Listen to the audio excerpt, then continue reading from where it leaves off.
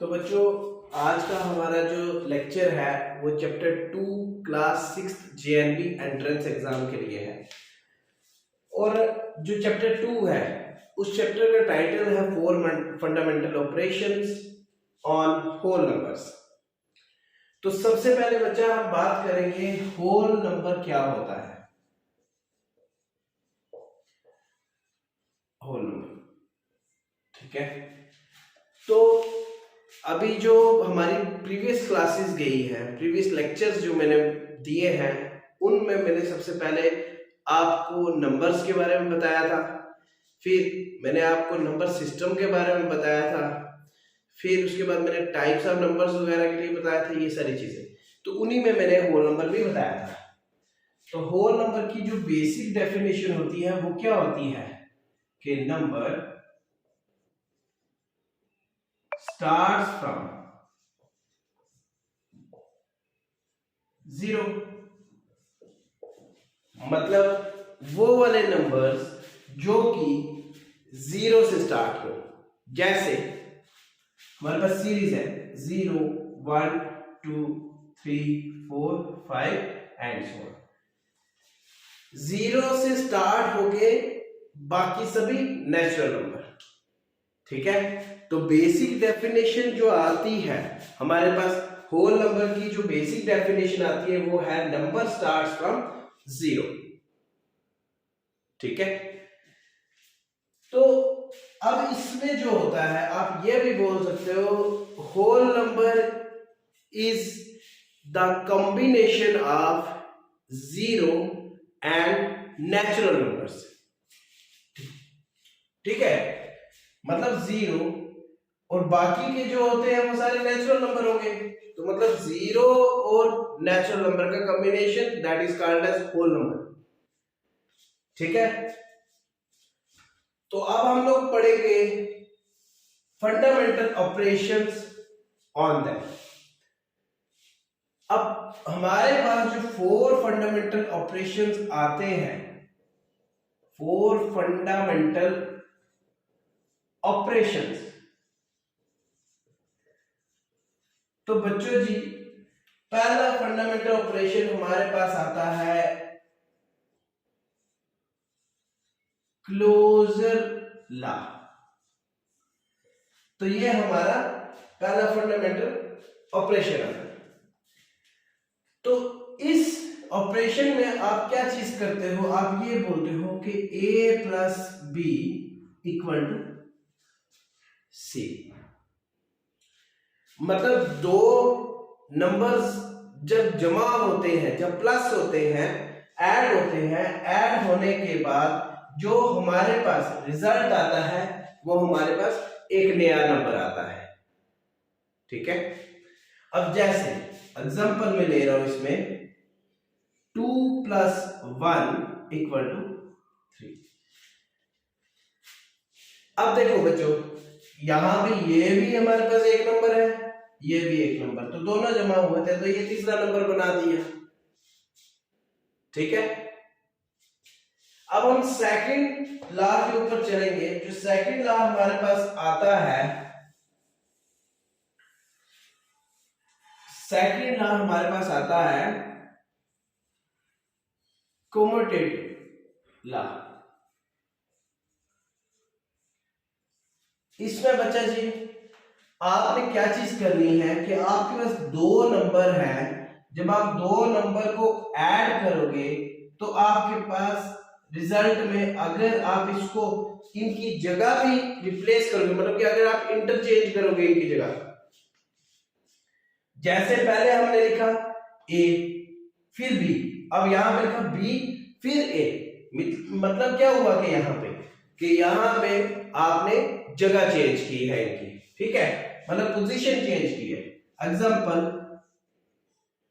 2 plus 1 equal to 1 plus 2। तो ये वाला आता है फॉर एडिशन, मतलब जब एडिशन का केस आप करते हो तब आपके पास ऐसा बनता है। तो नेक्स्ट आपके पास साथ में इसी में फॉर मल्टीप्लिकेशन, मल्टीप्लिकेशन का केस जब आप करते हो तो आपके पास कैसे आएगा, a multiply by b equal to b multiply by a। ठीक है बच्चों, तो हमारे पास फिर उसके बाद जब आप यहाँ पे एग्जांपल लेते हो 2 multiply by 1 equal to 1 multiply by 2, देखो जगह हमने चेंज की, यहां पे जगह चेंज की, लेकिन हमें कोई फर्क नहीं पड़ा, हमारे पास रिजल्ट ये बराबर ही आएगा। यहां पे देखो हमारे पास रिजल्ट बराबर ही आ रहा है, चाहे आप 2 प्लस 1 करो, ठीक है, चाहे 1 प्लस 2 करो, आंसर आपके पास 3 आएगा।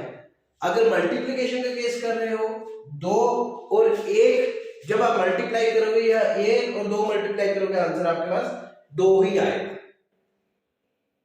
ठीक है, तो अब हम लोग नेक्स्ट लॉ की तरफ बढ़ते हैं, वो हमारे पास आ जाता है एसोसिएटिव लॉ।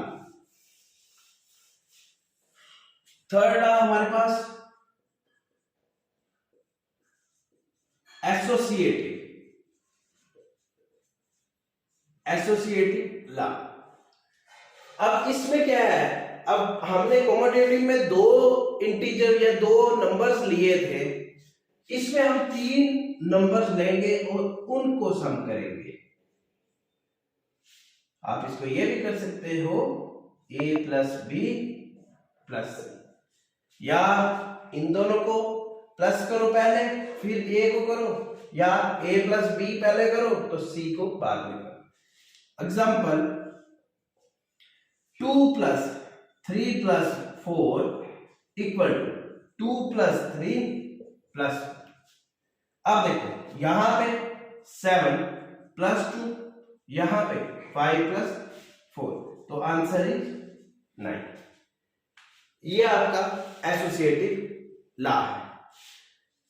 अब आपने ये वाला एडिशन के केस में किया, अब आप सिमिलरली आप इसी को मल्टीप्लिकेशन के केस में कर लोगे, अब वो भी कर सकते हो। ठीक है, तो जब हम इसको मल्टीप्लिकेशन के केस में करते हैं तो a multiply B multiply by C equal to a multiply by B multiply by C, तो ऐसे लिखना होगा। इसकी example 2 multiply by 3 multiply by 4 equal to 2 multiply by 3 multiply by 4, तो ये आता है 2 मल्टीप्लाई बाय, देखो 12, तो ये कितना आ गया 6 मल्टीप्लाई बाय 4, तो 24 इक्वल टू 20। ठीक है जी, तो हमने एडिशन के केस का भी कर लिया एसोसिएटिव प्रॉपर्टी और मल्टीप्लिकेशन का भी। तो अब हमारे पास फोर्थ लॉ आता है, जो फोर्थ लॉ है हमारे पास, तो वो आता है डिस्ट्रीब्यूटिव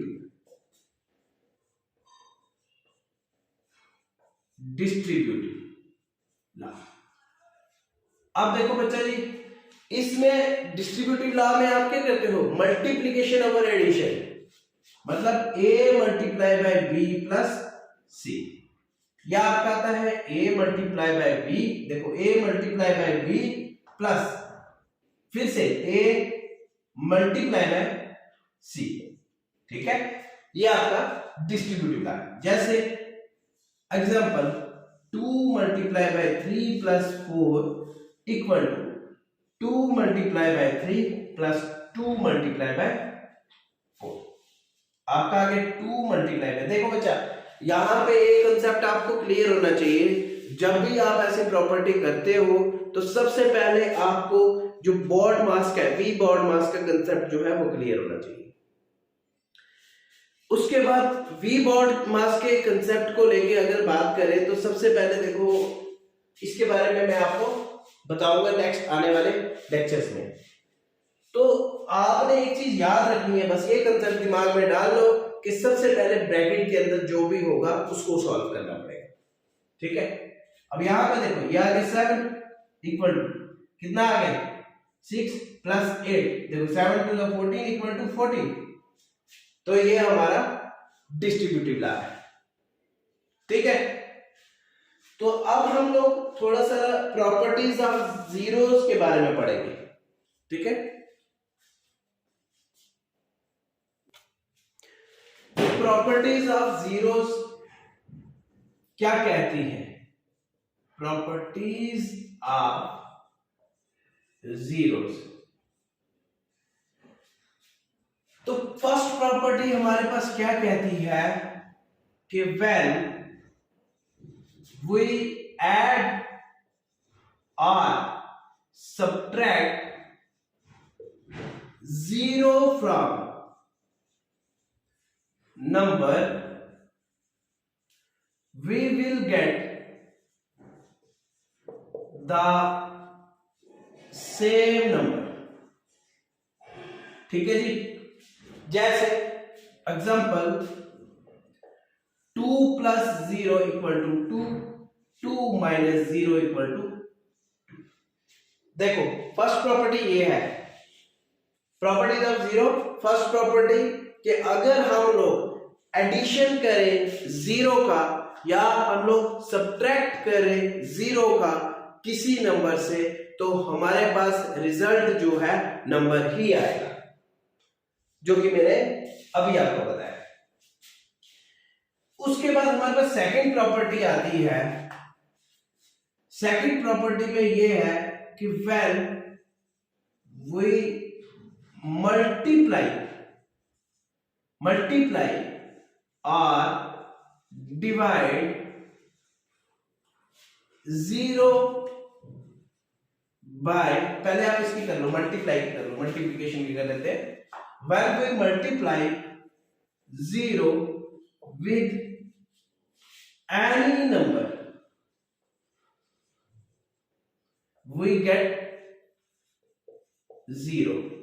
आपको पता ही है कि अगर हम लोग किसी नंबर को जीरो से मल्टीप्लाई करेंगे तो हमारे पास रिजल्ट जो है जीरो ही आएगा। Example 2 multiply bye 0 that is 0। ठीक है बच्चों। तो नेक्स्ट हमारे पास थर्ड प्रॉपर्टी आती है, मतलब थर्ड प्रॉपर्टी जीरोस की, कि when we divide zero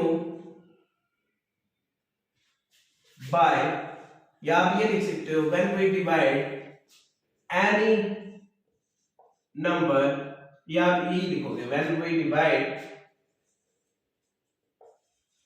zero by any number we get zero. Example 0 upon 10 equal to 0, 0 upon 1000 equal to 0। तो ये हमारी थर्ड प्रॉपर्टी थी। अब हम लोग बढ़ेंगे प्रॉपर्टी फोर्थ की तरफ। फोर्थ प्रॉपर्टी में आपने एक चीज का ध्यान रखना है, और फोर्थ प्रॉपर्टी ये है कि e raise to power 0 equal to 1। अब बोलोगे बच्चे e क्या है? अब e इज एनी नंबर। ठीक है, जैसे 4 raise to power 0 equal to 1, 5 raise to power 0 equal to 1। अगर आप इधर 10,000 भी लोगे, 10,000 भी लोगे, उसकी पावर अगर 0 होगी तो वो 1 ही आएगा।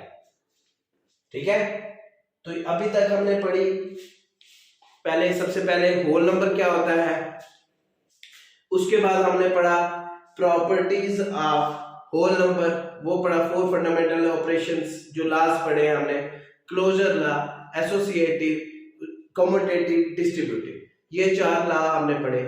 और उसके बाद अब मैंने आपको बताया प्रॉपर्टीज ऑफ जीरो। तो अब हम लोग आगे बढ़ेंगे प्रॉपर्टीज ऑफ वन की तरफ।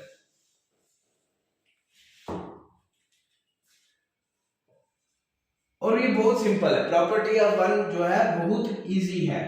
मतलब आप ये बोलोगे when we multiply number with one gives number. ठीक है, बिल्कुल आसान है। जैसे example 4 multiply by 1 that is 4, 100 multiply by 1 that is 100। ठीक है जी, तो ये आपके पास बेसिक प्रॉपर्टीज आ गई है। तो अब आप लोग करोगे डिविजिबिलिटी टेस्ट, ठीक है।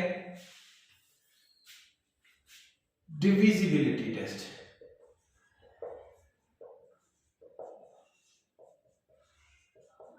डिविजिबिलिटी टेस्ट में सबसे पहले हमारे पास आता है 2, फिर आएगा 3, फिर आएगा 4, 5, 6, 7, 8, 9, 10, 11, 12। बस इतने आपने करने हैं, ठीक है। जब हम लोग बात करते हैं 2 की, आपने बस ये चीज देखना है कि जो आपके पास नंबर होगा उसके यूनिट प्लेस पे 0, 2, 4, 6, 8 आना चाहिए। उसके यूनिट प्लेस पे 0, 2, 4, 6, 8 आना चाहिए, ठीक है। अब मैं आपको एक एक करके बताता हूं। जैसे हमारे पास आता है 2, 4, 5, 0, 9। अब देखो यहां पे 9 है, आपको क्या बोला गया है, ये वाले 5 आने चाहिए। आपके जो नंबर है, नंबर की यूनिट प्लेस पे 0, 2, 4, 6, 8 आना चाहिए, तभी जो नंबर होगा दैट इज डिविजिबल बाय 2, ठीक है। तो ये आएगा not divisible by 2।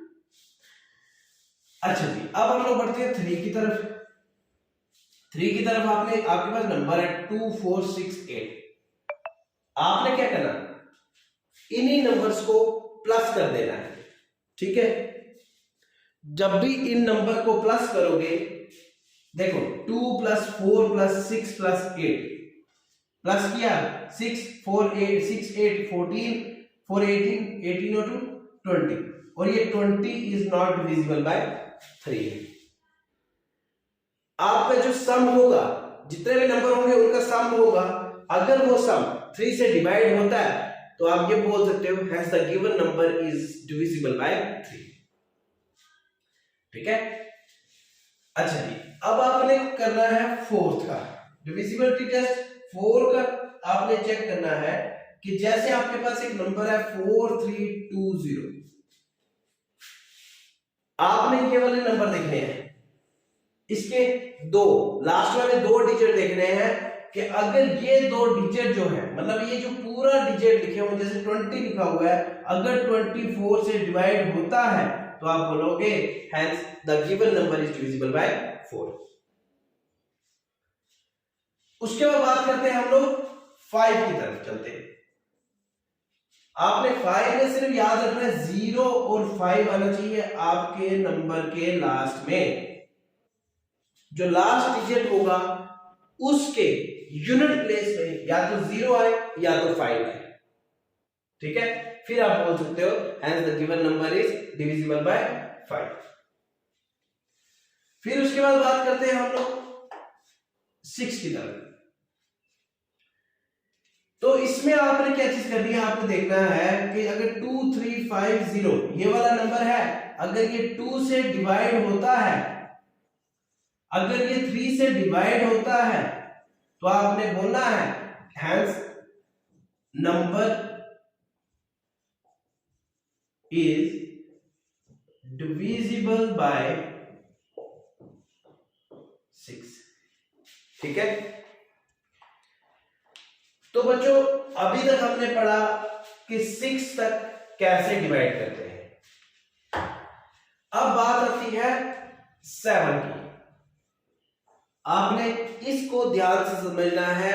Maximum number of teacher जो है 7 के बारे में नहीं बताते, बिकॉज जो जेएलवी की क्लास की मतलब जेएलवी एंट्रेंस एग्जाम की जो बुक है उसमें 7 का लिखा ही नहीं हुआ कि टेस्ट ऑफ डिविजिबिलिटी बाय 7। तो आपने याद रखना है कि जैसे ये नंबर है 2, 4, 6, 8, इसका जो यूनिट प्लेस है 8, इसको आपने 2 से मल्टीप्लाई करना है। यूनिट प्लेस को 2 से मल्टीप्लाई करना है। जो रिजल्ट आएगा, रिजल्ट ये आया, इस रिजल्ट को 246 के साथ में माइनस कर देना है, ठीक है। तो यहाँ पे आपका आ जाएगा ये। तो आपने फिर ये चेक करना है क्या 230 इज डिविजिबल बाय 7 और नॉट। तो बच्चों ये आपके 7 तक हो गया। अब बढ़ेंगे हम 8 की तरफ। 8 की बात करते हैं। जैसे आपने 4 में देखा था कि आपके पास नंबर 2430 था, आपने ये वाले 2 डिजिट देखे। इसमें आपने क्या करना है, 3 डिजिट देखने हैं। अगर 430 जो है डिवाइड होता है 8 से, ठीक है, देखो 8 5 जा 40, कितना रह गया 3, तो ये आता ही नहीं है। तो यहाँ पे देखो ये नॉट डिविजिबल होएगा। आपने लास्ट वाले 3 डिजिट देखने हैं। अगर वो 3 डिजिट डिवाइड करते हैं, मतलब इकट्ठे लिखने हैं, जैसे ये पूरा लिखा ना, इसको पूरा लिख के आप 8 से डिवाइड करके चेक करोगे। अगर डिविजिबल होगा then the number is divisible by 8। ठीक है, तो अब बात करते हैं नेक्स्ट की। क्वेश्चन नंबर अपना 9 से डिवाइड कैसे करते हैं। 2340 सिमिलर टू 3 से कैसे डिवाइड किया जाता है, वही चीज है।